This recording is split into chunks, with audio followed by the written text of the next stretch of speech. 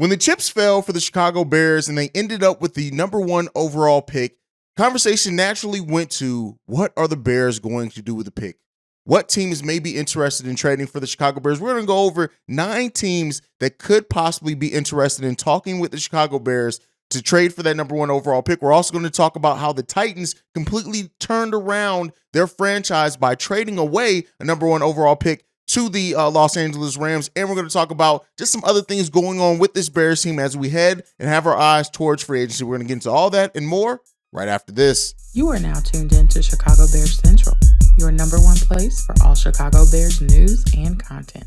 All right, Bears fans, welcome to another episode of Chicago Bears Central. I'm Haize, and so it seems we all know and expect. It's common thought that the Bears are going to considerably turn over this roster in this offseason. It seems like the players are also in that same mindset. When you look at comments from Sam Mustipher, who said there's going to be a lot of roster turnover and rollover, and Musty, hopefully you're one of those people who is turned over.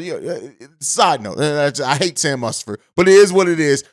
Even Tevin Jenkins saying this, I mean, we have a lot of cap space and a lot of opportunities in this draft, so I really don't know how it's going to go. I don't ever want to be the person to say, hey, yeah, I have a spot. I don't want to do that because I always want to stay hungry and feel like I still have to chase my job even if I have it secured. So listen, what it boils down to is this. There's common thought. The Chicago Bears players knows, the fans knows, the front office, the coaching staff knows. There are going to be a lot of faces on the Chicago Bears team that ended the season that aren't on the roster when the season starts next season. And hopefully it's with vast improvements, and the Chicago Bears are a much improved team and a team that we can bet on making the playoffs. Now, I know that's hard to say for a team that ended the season 3-14 to say, how do you have so much confidence that this team is going to be able to turn it around and be a playoff team next season? And one of the reasons is the amount of cap space. We lead the NFL in cap space. We have the number 1 overall pick. Which we could possibly trade to get even more assets to strengthen this team,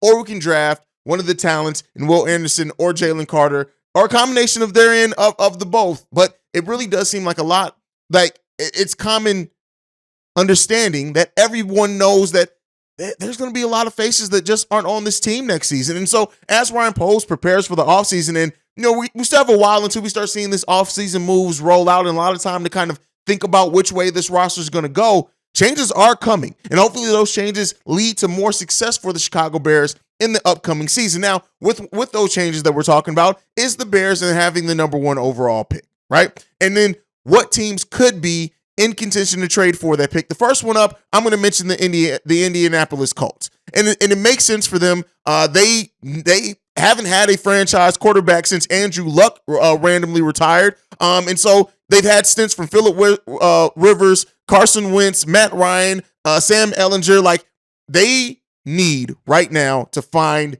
their franchise quarterback. And I know there's been some rumors as well. And let me address this before we get into it. The Bears are not trading Justin Fields. They're not going to take Bryce Young. It's not going to happen. So if you're worried about that, for all the people pushing that rumor, pushing that narrative, it's not happening. But to get back on this, right? The Colts right now sit at having the number 4 overall pick, which means they could potentially still land a quarterback at that spot. But they could very well not want to chance that and try to trade to move up to get Bryce Young or CJ Stroud. Now, how does that work out for the Chicago Bears outside of the number 4 overall pick? They'll definitely have to throw in some other things, but we'll see what that means for the Chicago Bears going forward. The next team that I'm going to talk about here is the Houston Texans, and I'm going to put it and paint it in this light. When the Bears moved up from number 3 to number 2 to select Mitchell Trubisky, the Bears could be on the other side of that this time going around, with the Houston Texans moving up 1 spot to get either Bryce Young or CJ Stroud. Now, they'll probably have to include more draft capital to move up 1 spot. And that's the biggest question here, right? Is, do they risk it? Do they give more draft capital to move up to that spot just to keep the Bears from maybe allowing another team to leapfrog them, and then they don't get their guy? So that's what I look at for that. They could just wait it out since they do have the 2nd overall pick. They could very well wait and say, hey, we're just going to sit back, and whichever one that falls to us between Bryce Young or CJ Stroud, that's who we're going to take. But if they don't want to risk that, if they want to make sure that they can get their guy at the top of their board, they could very well be looking to trade with the Chicago Bears for that number 1 overall pick. The next one, Las Vegas Raiders. With Derek Carr's future being in question there, it makes sense. They have the number 7th overall pick, and the risk there for the Chicago Bears is if they do have Jalen Carter or Will Anderson at the top of their board, like many Bears fans do, that may be way too low to drop for the Bears to be able to get one of those guys. But if the Bears, to what some other people have said, maybe want to just get as many assets as possible to add as much talent to this team,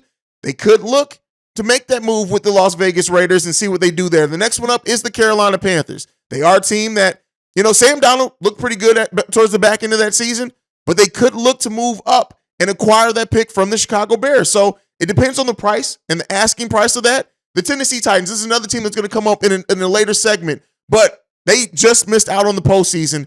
Looking at Bryce Young or CJ Stroud could completely change what that team looks like. And so Ryan Tannehill doesn't seem like the long-term play there for them. So again, they could be looking up to move up. Now, again, their pick sits outside the top 10. So that, again, would mean that the Bears are missing out on Jalen Carter and Will Anderson. But again, if you're looking at just the ins and out, the business of it, the Bears could look to do that as well. Next one up, the Atlanta Falcons. We'll see. They drafted Desmond Riddler in the 3rd round of last year's draft, but we could look to add a quarterback that has the top level talent. Now, they have a top 8 pick in this draft. So again, falling out of that realm, but another one that could be a possibility for the Chicago Bears. Next up, the New York Jets. And I don't know, man. I don't know if I believe that the Jets are going to be willing to give up what's needed, but they definitely could be one. The Detroit Lions are another one at number 8. And then lastly, the Washington Commanders. Now, it's not guaranteed that the Commanders are going to be looking for a quarterback in this draft, but if they are, they could be another one right now. They are sitting at the 16th overall pick, which would be very lower for the Chicago Bears. But again, there's some possibility to that maybe being the case for the Chicago Bears. And the reason why I bring this up, right, especially when you look at the candidates that the Bears could trade for, and the fact that it would mean that they could move out of the running for Will Anderson Jr. or Jalen Carter. We're going to compare it to the Tennessee Titans, who did make a move, who traded the number 1 overall pick and got a nice haul back. They didn't get, not every one of them hit in that draft when they traded their number 1 overall pick. For example, Conklin didn't work out for them, but Henry did. And he's kind of the face of that franchise right now, and they got him with the 45th overall pick. And you look at Derrick Henry and what he's meant to that team and turning that team around. Yeah, the Titans in that draft, they traded the number 1 overall pick. They ended up drafting Jock Conklin, who at number 8, who didn't really turn into anything. Austin Johnson, Derrick Henry, who was an absolute steal. LaShawn Sims. So, they got a lot of talent back that really did help the depth of that team. But it wasn't the home run talent, right? And if you look at Jalen Carter or Will Anderson Jr. as home run talent, I think you still have to take them. But there is a chance and a possibility that is just not the route that the Chicago Bears go. So we'll watch it. We'll continue to monitor it, see what they do. But, the Bears have a lot of decisions to make. And one of the decisions that they also have to make is that it looks like the Cardinals have requested to interview our assistant GM, Ian Cunningham. And so they want to interview him for their GM vacancy. And we'll see. He's already requested an interview request from the Titans as well. Seems like he's a hot commodity out here that a lot of teams do see the benefit of having him. He just joined us last season, and so he works with Ryan Poles. And before that, he spent 4 years in Philly and was in a bunch of roles for them. So we'll see. Are the Bears going to grant that? Does he even leave if that's the case? To me, I'm of the mindset of we've had this front office together less than a full season. Less than a full year, I should say. The season ended. I really don't want to see us give anything up. Maybe that's just me being stingy. I know the Bears tried to remake this roster, and Ryan Poles came in, got rid of a lot of long-term big contracts and dead space on the salary cap. And I'm sure that Ian Cunningham played a part in that decision-making as well. I just want to see what this front office and this new regime can do for a long term. It would suck to lose even somebody who's not talked about a lot, but it would suck to lose him before we get a full year of that front office under our belt. But where do things have happened? Let me know down below. What do you think? Do you think Ian Cunningham is still the assistant GM next season for the Chicago Bears? Do you think the Chicago Bears trade with one of the teams that I mentioned? What do you guys think? Who's one of the players? I'll say this.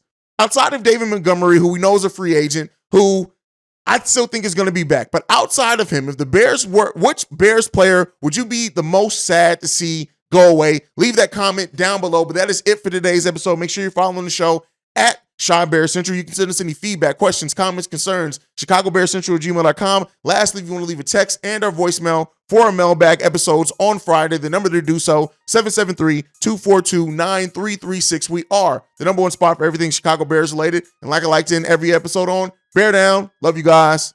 Peace, y'all. This has been a presentation of the Break Media.